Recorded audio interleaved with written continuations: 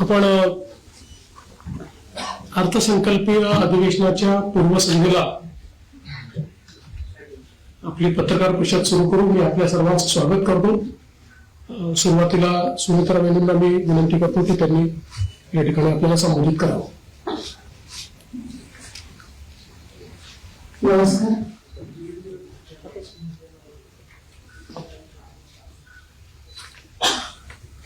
आपल्या महाराष्ट्राचे माजी मुख्यमंत्री श्री देवेंद्रजी फडणवीस साहेब, उपमुख्यमंत्री एकनाथजी शिंदे साहेब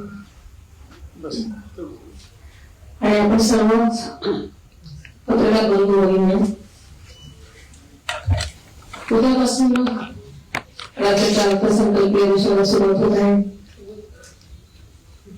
अधिवेशनाच्या पूर्वसंध्येला आयोजित आपल्या या पत्रकार परिषदेसाठी उपस्थित सर्वच बंधूंनी यांचं मी मनापासून स्वागत करते. अधिवेशनाच्या पूर्वसंध्येला चहापानाचा कार्यक्रमाचं आयोजन करण्याची जुनी पद्धत आहे.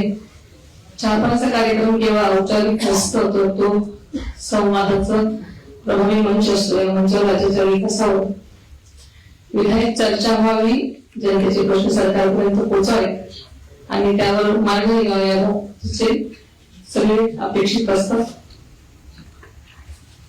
यंदाचे अधिवेशन हे माहिती सरकारचं दुसरं अर्थसंकल्पीय अधिवेशन आहे.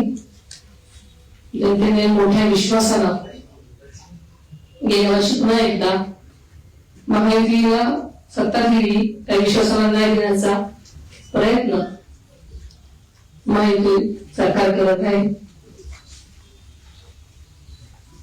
आपल्या सर्वांना माहिती की आदरणीय अजितदादांनी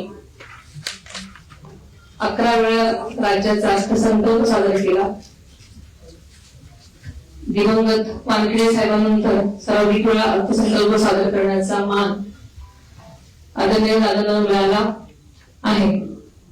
आदरणीय दादांनी सन 2011 मध्ये सादर केलेला पहिला अर्थसंकल्प हा 1,44,783 कोटी रुपयांचा होता. तर मागच्या वर्षी म्हणजे सन 2025 मध्ये त्यांच्या कारकिर्दीतील शेवटचा अर्थसंकल्प तब्बल 7,20,000 कोटी रुपयापर्यंत पोहोचला.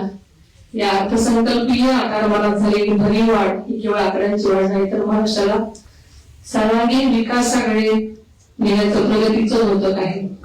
आदरणीय दादांच्या पहिल्या अर्थसंकल्पाच्या काळात सुमारे 7,41,694 कोटी असलेल्या राज्याचा सकल देशांतर्गत उत्पादन GDP सन 2025-26 मध्ये जवळपास 50 लाख कोटी रुपयांपर्यंत पोहोचला होता.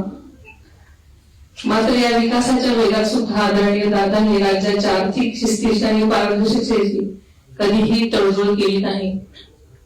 विकास आणि शिस्त याचा समतोल राखत महाराष्ट्राला सक्षम आर्थिक दिशा देण्याचं काम त्यांनी केलं.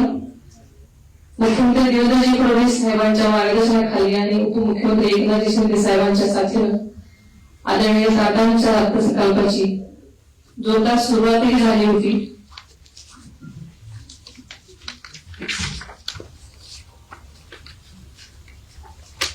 मात्र यंदाचा अर्थसंकल्प त्यांच्या कारकिर्दीचा 12वा अर्थसंकल्प ठरला असता मात्र नीटच्या मनात काहीतरी वेगळंच होतं आणि अचानक आपल्याला सोडून ते गेले. मात्र यापूर्वीच आदरणीय दादांनी त्यांच्या टीमनं अर्थसंकल्पाची तयारी जवळपास अंतिम टप्प्यापर्यंत नेलेली आहे. पंतप्रधान नरेंद्र मोदी साहेबांच्या विकसित भारतचे स्वप्न साकार करण्यासाठी महाराष्ट्राची अर्थव्यवस्था $1 ट्रिलियन नेण्याचा आदरणीय दादांचा ध्यास होता. त्यासाठी सातत्यानं ते प्रयत्नशील होते. आर्थिक शिस्त, नियोजनबद्धता आणि विकासाचा समतोल हेच त्यांच्या कामाचं सूत्र होतं. यंदाचा अर्थसंकल्प मुख्यमंत्री महोदय सादर करणार आहेत, ते सुद्धा राज्याच्या विकासावर वाटेवर पुढे नेणारा असेल, त्यांच्या घटकाला न्याय देणारा असेल याबद्दल मला ठाम विश्वास आहे. माहिती सरकार पुन्हा सत्तेत आल्यानंतर लाडकी बहीण योजना बंद होईल अशी टीका झाली, मात्र आदरणीय दादांनी योग्य आर्थिक नियोजन करून या योजनेसाठी निधीची कमतरता कधीही भासू दिली नाही. ही योजना यशस्वीपणे सुरू ठेवली. माझं हे पहिलंच अधिवेशन आहे आणि अत्यंत चांगल्या प्रकारे नियोजनबद्ध चालेल अशी मला खात्री आहे. धन्यवाद.